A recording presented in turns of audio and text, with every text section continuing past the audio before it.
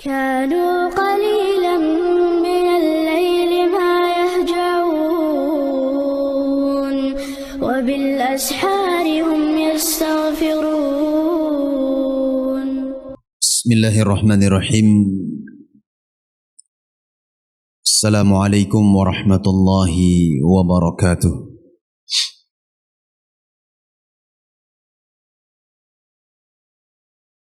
الحمد لله والصلاة والسلام على رسول الله وعلى آله وأصحابه ومن تبع هداه.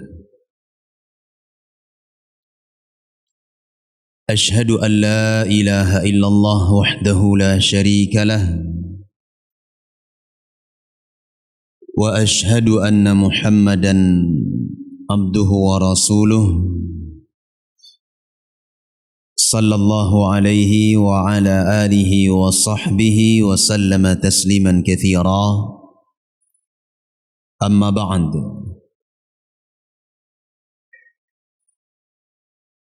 ayyuhal muslimun, jamaah salat maghrib yang dimuliakan Allah subhanahu wa ta'ala. Alhamdulillah, segala puji dan syukur selalu dan senantiasa kita panjatkan kepada Allah subhanahu wa ta'ala.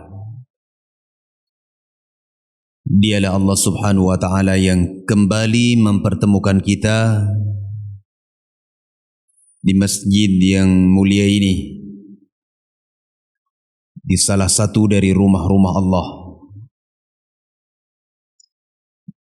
Jemaah yang saya muliakan, kalau bukan karena taufik dan hidayah serta anugerah Allah Azza wa Jalla, niscaya satu langkah pun tidak mampu kita angkat untuk menuju masjid ini. Namun alhamdulillah, segala puji hanya untuk Allah subhanahu wa ta'ala atas nikmat yang sangat besar dan anugerah yang sangat agung ini yang telah Allah subhanahu wa ta'ala berikan kepada kita. Jemaah yang dimuliakan Allah subhanahu wa ta'ala,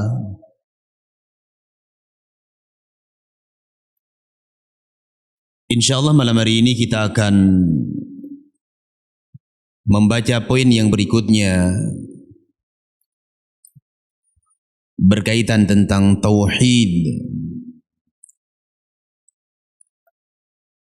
atau menyangkut dengan pembatal-pembatal keislaman seorang muslim. Setelah pada pertemuan yang lalu kita menyebutkan tentang sikap seseorang yang membenci syariat Allah subhanahu wa ta'ala walaupun ia beramal dengannya. Dan kebencian yang kita maksud di sini bukan kebencian yang tabi'i, yang muncul dari tabiat seseorang berat di dalam menjalankan amalan. Namun kebencian di sini adalah kebencian dari sisi syariat. Baik jemaah yang dimuliakan Allah, malam ini akan kita bahas insyaallah poin yang berikutnya, yaitu termasuk dari pembatal keislaman adalah man i'taqada anna ba'dhan nas la yajibu alaihi ittiba'uhu sallallahu alaihi wasallam wa annahu yasi'ahu al-khuruj min syari'atih kama wasi'al Khidir al-khuruj an syari'ati Musa alaihi assalam fahuwa kafir. Jemaah yang dimuliakan Allah, termasuk dari pembatal keislaman adalah siapa yang meyakini bahwa ada sebagian manusia Manusia yang dimaksud di sini adalah ulama-ulama, orang-orang besar. Bahwa ada sebagian manusia tidak wajib bagi mereka untuk mengikuti Rasulullah sallallahu alaihi wasallam.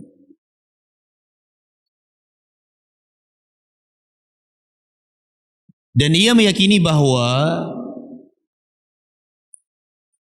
ada sebagian manusia dari kalangan ulama meyakini boleh keluar dari syariat Nabi Muhammad sallallahu alaihi wasallam dengan dalih apa? Bukan dalil, dengan dalih bolehnya keluar Khidir alaihi salam dari syariat Nabi Musa alaihi wassalatu wassalam. Jemaah yang dimuliakan Allah, ini keyakinan yang kufur. Adalah keyakinan yang bisa membatalkan keislaman seseorang. Dan insyaAllah nanti kita akan sebutkan bantahan dari para ulama tentang syubhat Khidir keluar dari syariat Nabi Musa. Benar apa tidak nanti kita akan bahas. Baik jemaah yang dimuliakan Allah,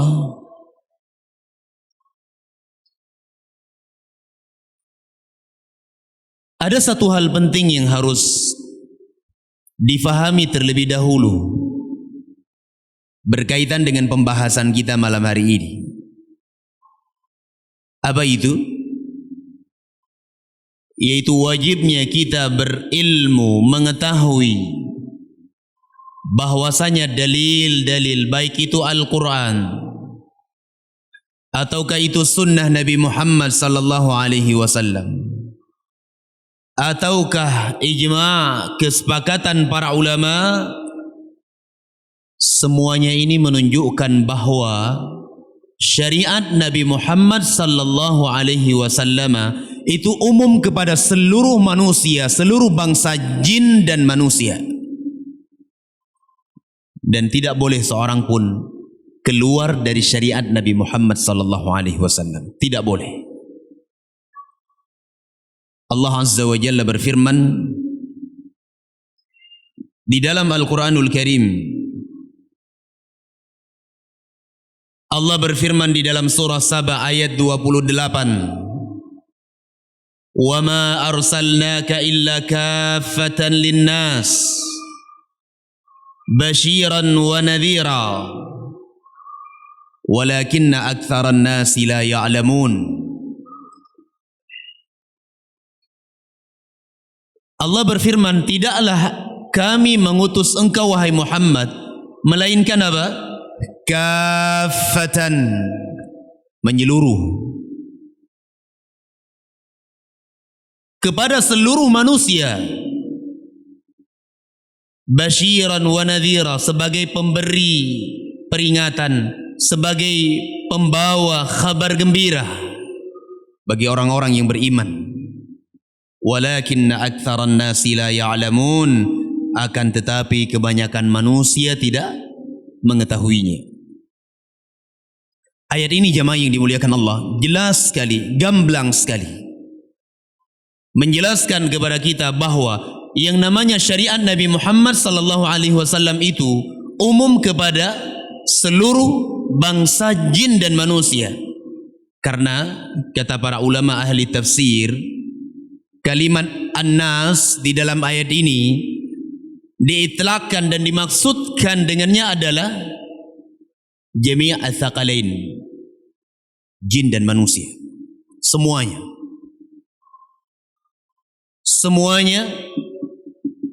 diwajibkan untuk mengikuti syariat Nabi Muhammad sallallahu alaihi wasallam, sehingga tidak boleh ada seorang pun yang keluar dari syariat Nabi Muhammad. Tidak boleh ada. Walaupun ada orang yang beranggapan ini guru saya sudah tingkatan ma'rifah, sudah pada level hakikat. La haula wala quwata illa billah. Jemaah yang dimuliakan Allah, orang yang berkeyakinan seperti itu hari ini mereka itu tidak semulia Abu Bakar As-Siddiq radhiyallahu anhu. Mereka itu tidak setakwa Umar bin Al-Khattab radhiyallahu taala anhu. Bersamaan dengan itu jamaah yang dimuliakan Allah, Abu Bakar As-Siddiq, Umar bin Al-Khattab dan para sahabat yang lainnya, mereka semuanya tunduk dengan syariat Nabi Muhammad sallallahu alaihi wa ala alihi wa sahbihi wasallam. Datang dalam sebuah hadis, Nabi sallallahu alaihi wasallam bersabda, berkata Rasulullah sallallahu alaihi wasallam, "Kana an-nabiyyu yub'atsu ila qaumihi khassah wa bu'itsu ana ila an-nasi 'ammah."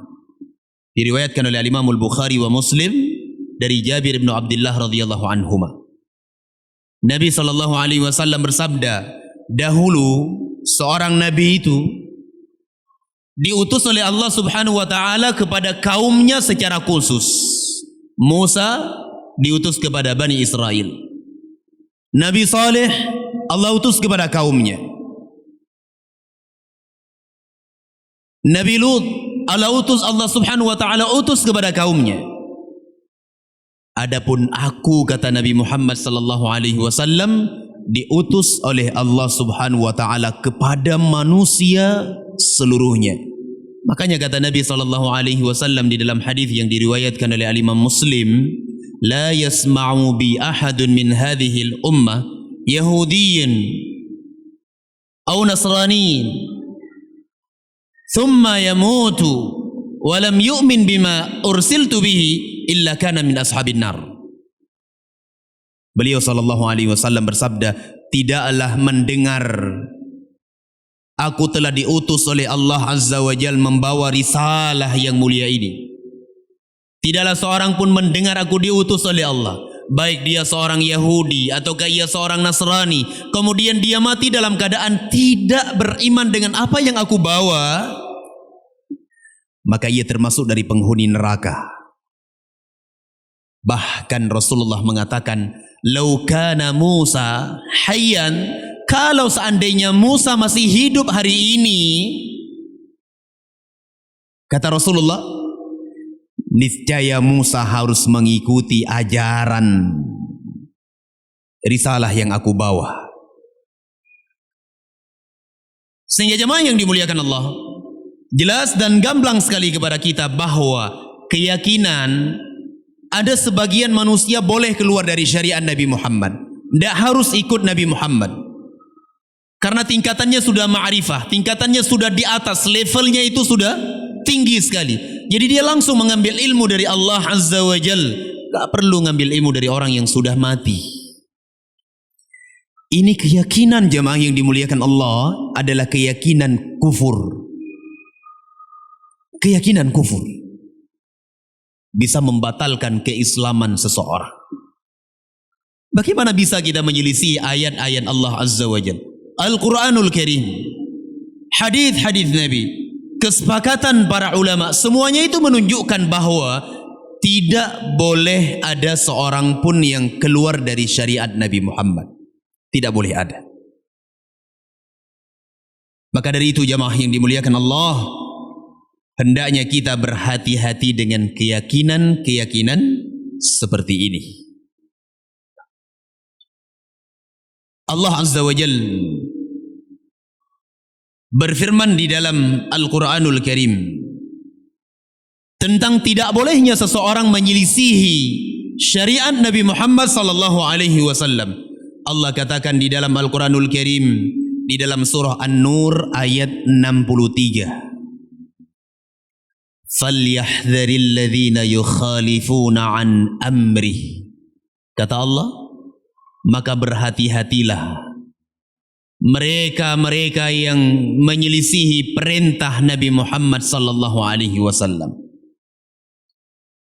An tusibahum fitnah, akan ditimpakan kepada mereka fitnah, au yusibahum adzabun alim, atau akan ditimpakan kepada mereka azab yang sangat pedih. Yaqulu al-Imam Ibnu Katsir rahimahullahu taala, Al-Imam Ibnu Katsir rahimahullahu taala mengatakan, yang dimaksud dengan perintah Rasulullah sallallahu alaihi wasallam adalah sabiluhu wa minhajuhu wa tariqatuhu wa sunnatuhu wa syari'atuhu. Kata Imam Ibnu Katsir, yang dimaksud dengan perintah Nabi di dalam ayat ini adalah jalannya Nabi, metodenya Rasul sallallahu alaihi wasallam, sunnah dan syariat Nabi Muhammad sallallahu alaihi wasallam. Sehingga kata Imam Ibnu Katsir, fatuzanul aqwalu wal a'malu bi aqwalihi wa a'malihi, sehingga setiap ucapan, apapun ucapan itu, setiap amalan, apapun amalan tersebut, semuanya itu ditimbang dengan ucapan dan amalan-amalan Rasulullah sallallahu alaihi wasallam. Sama apa tidak? Ucapan yang diucapkan itu diucapkan oleh Nabi apa tidak? Kalau tidak, sudah diam. Ya, jangan terlalu banyak berbicara, jemaah yang dimuliakan Allah. Demikian jemaah yang dimuliakan Allah. Ya. Kata Imam Ibnu Katsir, fama wafaqa dzalika qubila wa ma khalafahu fahuwa mardudun ala qailihi wa fa'ilihi kainan man kana. Ini ucapan tegas sekali dari Al-Imam Ibnu Katsir. Beliau mengatakan, apa yang sesuai dengan ucapan dan perbuatan Nabi diterima, dan apa yang menyelisihi ucapan dan perbuatan Nabi sallallahu alaihi wasallam fahuwa mardudun, maka itu tertolak atas ucapan orang yang mengucapkan dan kepada orang yang mengamalkannya. Ditolak semuanya. Tidak ada faidah, tidak ada manfaat. Kenapa? Tidak sesuai dengan bimbingan Nabi Muhammad sallallahu alaihi wa ala alihi wa sahbihi wasallam. Ini jelas sekali jemaah yang dimuliakan Allah, bahwasanya tidak boleh ada seorang pun yang berkeyakinan bahwa ulama kami itu boleh keluar dari syariat Nabi Muhammad sallallahu alaihi wa ala alihi wa sahbihi wasallam. Baik. Di dalam ayat yang lain, Allah Azza wa Jalla berfirman, "Wa man yushaqiqir rasul min ba'di ma tabayyana lahul huda وَيَتَّبِعْ غَيْرَ سَبِيلِ الْمُؤْمِنِينَ نُوَلِّهِ مَا تَوَلَّى وَنُصْلِهِ جَهَنَّمَ وَسَاءَتْ مَصِيرًا." Allah Azza wa Jalla berfirman, وَمَنْ يُشَاقِقِ الرَّسُولِ, barang siapa menyelisihi Rasul. Maksudnya apa?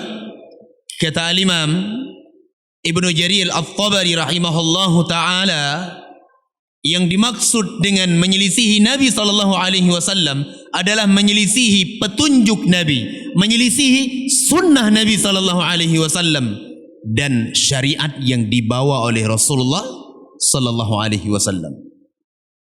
Apa azab yang Allah timpakan kepada mereka? Allah katakan, kami akan palingkan mereka. Kemana arah mereka berpaling? Dan kami akan kembalikan mereka ke dalam neraka Jahannam. Sementara Jahannam itu adalah sejelek-jelek tempat kembali. Jemaah yang dimuliakan Allah subhanahu wa ta'ala, ini yang hari ini kita dapatkan di tengah-tengah muslimin. Ada di antara mereka mengatakan, guru saya, dia punya cara tersendiri di dalam menunaikan solat. Iya. Ada sebagian mereka tidak melakukan solat, yang katanya solat Jumatnya di Mekah. La haula wa la quwata illa billah. Ini sesuatu yang sangat menyelisihi syariat Allah subhanahu wa ta'ala. Jemaah yang dimuliakan Allah, Nabi mengatakan, kalau seandainya Nabi Musa masih hidup, niscaya Nabi Musa harus mengikuti syariat Nabi Muhammad sallallahu alaihi wasallam. Datang dalam sebuah riwayat dikeluarkan oleh Imam Muslim rahimahullahu taala, Nabi SAW bersabda, la yanzilanna fikum Isa bin Maryam hakaman adilan. Akan turun nanti di akhir zaman kepada kalian Isa bin Maryam. Dan ini hadisnya ma'ruf jamaah yang dimuliakan Allah. Termasuk dari akidahnya ahli sunnati wal jamaah, bahwa Isa bin Maryam akan turun nanti di akhir zaman. Apa kata Nabi? Hakiman adilan, sebagai hakim yang adil. Dijelaskan oleh Nabi SAW bahwasanya Isa bin Maryam akan berhukum bi kitabi rabbikum wa bi sunnati nabiyyikum sallallahu alaihi wasallam.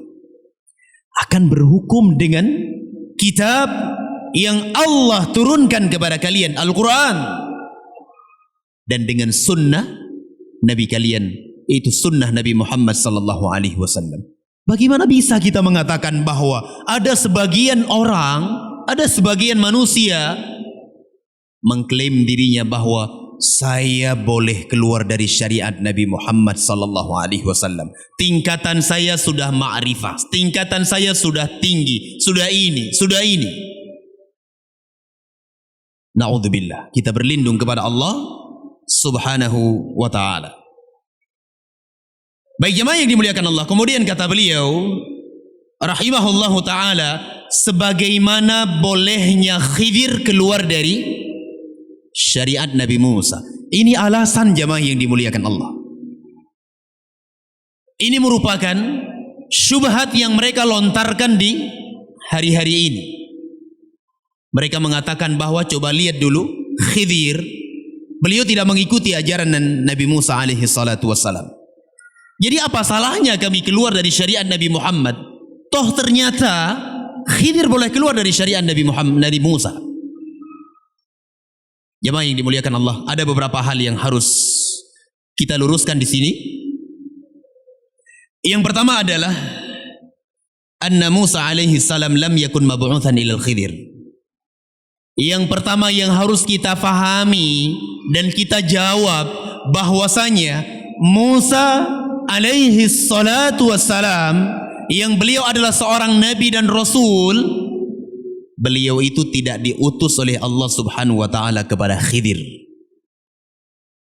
Wa ma kana 'alal Khidir ittiba'u Musa alaihi salam, dan tidak ada kewajiban bagi Khidir untuk mengikuti ajaran Nabi Musa.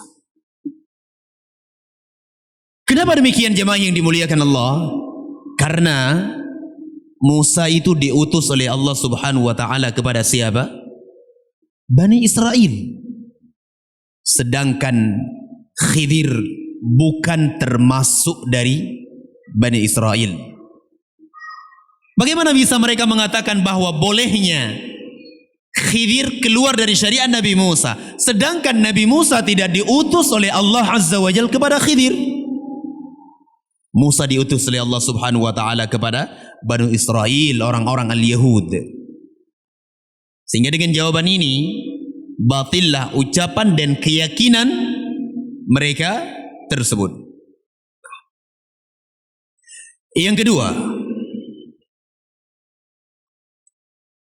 anna qissata Khidir laysa fiha mukhalifatun lisyari'ah, bal al-umur allati fa'alaha tubahu fi syari'ah idza 'alima al-'abdu asbabaha kama 'alimaha al-Khidir.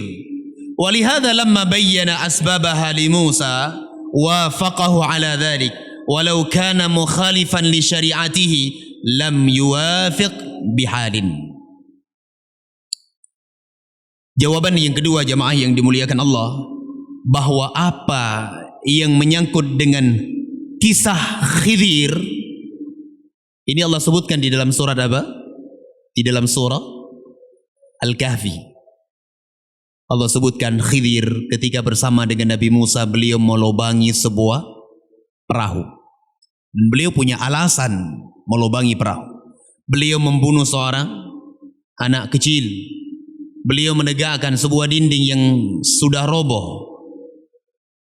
Nah, dijelaskan oleh Syekhul Islam Ibnu Taimiyah rahimahullahu ta'ala dan para ulama yang lainnya, bahwa apa yang dilakukan oleh Khidir ini sedikit pun tidak ada sisi pertentangan dengan syariat. Kalau seorang hamba faham kenapa Khidir melakukan itu, kan begitu.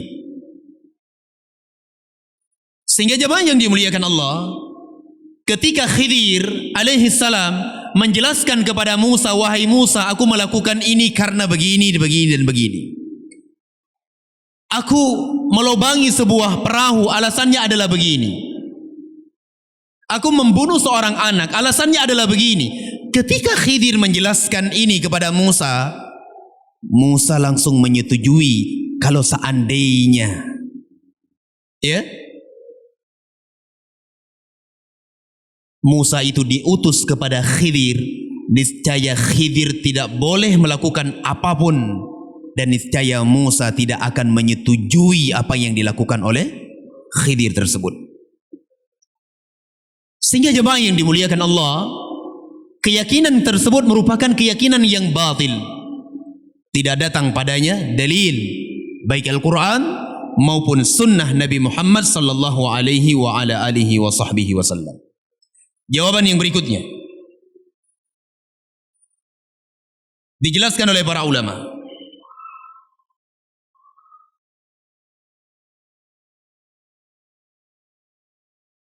Kata Syekhul Islam Ibnu Taimiyah rahimahullahu taala, anna ma fa'alahu al-Khidir alaihi salam innama huwa min tariqil wahyi alladhi awha Allahu ilaihi.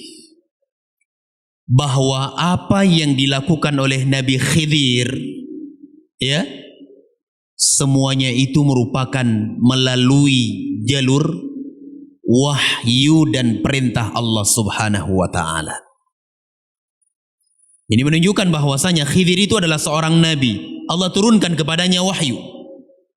Dan ini adalah pendapat yang lebih rajih dari sekian pendapat-pendapat para ulama. Nah, sehingga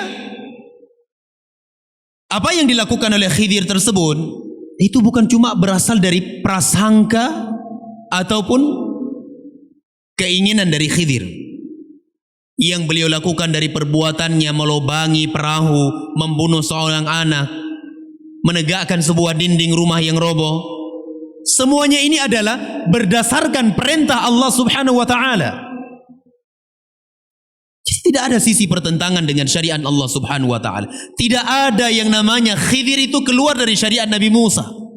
Beliau lakukan itu semuanya karena perintah dari Allah subhanahu wa ta'ala. Allah subhanahu wa ta'ala berfirman di dalam Al-Quranul Karim, di dalam surah Al-Kahfi ayat ke-82, Allah hikayatkan tentang ucapan Khidir kepada Nabi Musa, wa ma fa'altuhu an amri. Wahai Musa, aku tidak lakukan ini karena keinginanku. Aku tidak melakukan ini karena keinginanku, karena perintahku, karena keinginan hawa nafsuku, melainkan semuanya ini datang dari Allah subhanahu wa ta'ala. Allah yang perintahkan. Sehingga jemaah yang dimuliakan Allah, tidak benar Khidir itu keluar dari syariat Nabi Musa. Tidak benar. Itu merupakan sebuah pengakuan yang dusta ataupun dikarang-karang oleh orang-orang yang mereka sebenarnya tidak mau mengikuti ajaran Nabi Muhammad sallallahu alaihi wa ala alihi wasallam. Allah juga berfirman di dalam Al-Quranul Karim, di dalam surah Al-Kahfi ayat 65. Allah firmankan di dalam Al-Quranul Karim, wa atainahu rahmatan min indina wa 'allamnahu min ladunna ilma. Allah katakan tentang Khidir, atainahu rahmatan, kami yang memberikan rahmat kepadanya dari sisi kami, kata Allah Azza wa Jal, wa 'allamnahu min ladunna ilma, dan kamilah yang mengajarkan ilmu dari sisi kami, kata Allah Subhanahu wa ta'ala. Jadi tidak benar Khidir itu keluar dari syariat Musa. Apa yang dilakukan oleh Khidir itu semuanya adalah perintah dari perintah-perintah Allah Subhanahu wa ta'ala. Dan disebutkan oleh para ulama jamaah yang dimuliakan Allah, kalau seandainya Khidir termasuk dari umat Nabi Musa sehingga beliau mengikuti Musa, dan sebagaimana yang mereka sebutkan bahwasanya Khidir keluar dari syariat Nabi Musa, ya, setelah pertemuan dengan Nabi Musa, seharusnya Khidir itu harus mengikuti dan belajar dengan Musa alaihi salatu wassalam. Namun tidak ternukil jamaah yang dimuliakan Allah. Allah tidak kabarkan kepada kita. Rasul sallallahu alaihi wasallam tidak memberitahu kepada kita bahwasanya Khidir mengikuti Musa, dan tidak pernah ternukilkan ataupun diriwayatkan dari Nabi sallallahu alaihi wa ala alihi wasallam tentang permasalahan ini. Maka dari itu jamaah yang dimuliakan Allah, keyakinan seorang hamba bahwa ada sebagian manusia boleh keluar dari syariat Nabi Muhammad, sebagaimana bolehnya Khidir keluar dari syariat Musa, ini adalah ucapan yang batil yang bisa membatalkan keislaman seorang hamba, bisa membatalkan keislaman. Jemaah yang dimuliakan Allah, Allah subhanahu wa ta'ala mengutus Nabi Muhammad itu untuk diikuti. Siapapun, siapa saja yang ia mendengar syariat Nabi Muhammad sallallahu alaihi wasallam, tahu dia Nabi Muhammad sallallahu alaihi wasallam telah diutus, namun dia tidak mengikutinya, atau dia keluar dari syariat Nabi Muhammad dengan alasan-alasan yang kita sebutkan tadi, dengan keyakinan-keyakinan kufriyah yang dia miliki, keyakinan yang sangat kotor yang barusan kita sebutkan keadaannya. Kalau dia meyakini seperti ini jemaah yang dimuliakan Allah, maka ini termasuk dari pembatal-pembatal keislaman seorang hamba. Ini yang seperti ini banyak sekali kita dapati jemaah yang dimuliakan Allah. Banyak sekali kita dapatkan. Semuanya sebenarnya jemaah yang dimuliakan Allah adalah muncul dari malasnya mereka berittiba kepada Nabi sallallahu alaihi wasallam. Asalnya mereka tidak mau mengikuti, tidak mau menjalankan perintah, tidak mau tinggalkan larangan Nabi Muhammad sallallahu alaihi wasallam, sehingga mereka memunculkan syubhat-syubhat. Sehingga yang sangat aneh adalah ada saja dari kalangan murid-muridnya itu yang percaya. Oh, beda keadaan dia itu. Dia tingkatannya itu sudah ma'rifat, tingkatannya sudah hakikat, tingkatannya sudah tinggi. Walaupun dia tidak sholat, ya, dia akan mendapatkan kebaikan kelak di yaumul qiyamah. Nah, walaupun dia tidak menunaikan sholat Jum'ah, ya, dia itu punya cara sendiri di dalam beribadah kepada Allah Azza wa Jalla. Beda dengan kita ini. Kita ini adalah orang-orang yang lemah, ketakwaannya kurang, keimanannya kurang, serba kekurangan jemaah yang dimuliakan Allah. Jadi beda keadaan kita dengan mereka. Jemaah yang dimuliakan Allah, tidak ada perbedaan sedikit pun di dalam kewajiban untuk mengikuti Nabi sallallahu alaihi wasallam antara kita dengan para sahabat Nabi ridwanullah alaihim. Nah, tidak ada perbedaan, semuanya harus mengikuti dan kembali kepada syariat Nabi Muhammad sallallahu alaihi wa ala alihi wa sahbihi wasallam. Baik jemaah yang dimuliakan Allah, masih tersisa waktu 5 menit menjelang azan al-Isya. Mungkin ada yang mau ditanyakan, disampaikan. Kalau bisa saya jawab, saya jawab. Kalau tidak bisa saya jawab, maka Allah tidak bebankan saya untuk menjawab sesuatu yang saya tidak punya ilmu padanya. Baik, silakan.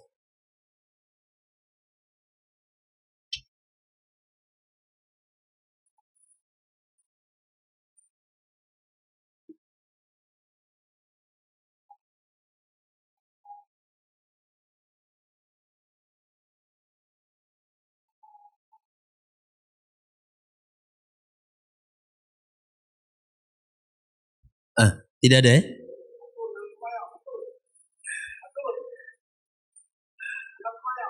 Silakan Pak. Bismillah.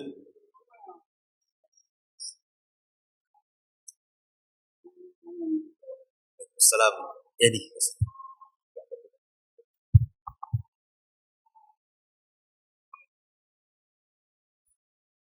temui ada orang yang ingkar sunnah, tapi dia melaksanakan salat setiap waktu. Hadir, katakan hadir di sini di masjid kita ini, tapi memberitahukan saya tidak percaya kepada hadis Rasul. Iya. Karena Quran sudah lengkap, tidak perlu lagi hadis. Baik. Itu orang itu apa keluar dari Islam juga, Pak? Makasih. Assalamualaikum warahmatullahi wabarakatuh. Jemaah yang dimuliakan Allah, golongan yang mereka mengingkari sunnah ini diistilahkan oleh para ulama dengan golongan Al-Quraniyun. Cukup dengan Al-Quran saja. Namun yang sangat aneh adalah mereka itu menunaikan sholat. Aneh, dia mengingkari sunnah. Jemaah yang dimuliakan Allah, Allah berfirman di dalam Al-Quranul Karim tentang kewajiban sholat. Banyak sekali ayatnya. Nah sekarang yang jadi pertanyaan, dari mana dia tahu bahwa sholat itu dimulai dari takbiratul ihram? Orang kalau mau sholat, berdiri, mengucapkan Allahu Akbar. Apa ada itu di dalam Al-Quran yang dinyatakan sudah lengkap? Iya. Kemudian ruku', sujud. Ada doa di dalam ruku'nya, di dalam sujudnya. Ada doa ketika i'tidalnya. Ada doa tasyahud. Ada salawat di dalamnya. Apa itu diajarkan di dalam Al-Quran secara lengkap? Tidak, jemaah yang dimuliakan Allah. Al-Quran itu menyebutkan secara global. Yang menjabarkan apa? Sunnah Nabi Muhammad SAW. Semestinya orang yang mengatakan cukup dengan Al-Quran saja, dia jangan sholat seperti sholatnya Rasul. Iya. Jemaah yang dimuliakan Allah, turun ayat tentang sholat. Dipraktekkan bagaimana tata cara sholat oleh Nabi SAW. Nah, praktek Rasul itu ini dinamakan dengan sunnah. Dinamakan dengan sunnah beliau sallallahu alaihi wasallam. Sehingga jemaah yang dimuliakan Allah, kalau dia meyakini bahwa cukup dengan Al-Quran saja tanpa dengan bimbingan sunnah Nabi, dengan anggapan keyakinan bahwa tidak perlu itu sunnah Rasul, ini bisa jadi keluar dari Islam. Ya. Karena memang tidak cukup, jemaah yang dimuliakan Allah. Tidak cukup dengan apa? Al-Quran saja tanpa bimbingan sunnah Nabi. InsyaAllah kapan-kapan kita bahas ya tentang pentingnya ataupun kedudukan sunnah Rasul sallallahu alaihi wasallam di dalam Islam. Banyak hal yang harus kita sampaikan. Yang intinya jemaah yang dimuliakan Allah, berpegang teguh dengan Al-Quran saja tanpa sunnah itu sama maknanya ataupun artinya dia belum berpegang teguh dengan Al-Quran. Karena Al-Quran itu memerintahkan kaum muslimin untuk berpegang teguh dengan sunnah Nabi Muhammad sallallahu alaihi wasallam. Wallahu a'lam bishawab. Mungkin ini yang bisa kita kaji pada pertemuan kali ini. Semoga ada faedah dan manfaat. Mohon maaf atas segala kekurangan dan kesalahan. Aqulu qawli hadza subhanakallahumma wa bihamdika asyhadu an la ilaha illa anta astaghfiruka wa atubu ilaik. Assalamualaikum warahmatullahi wabarakatuh.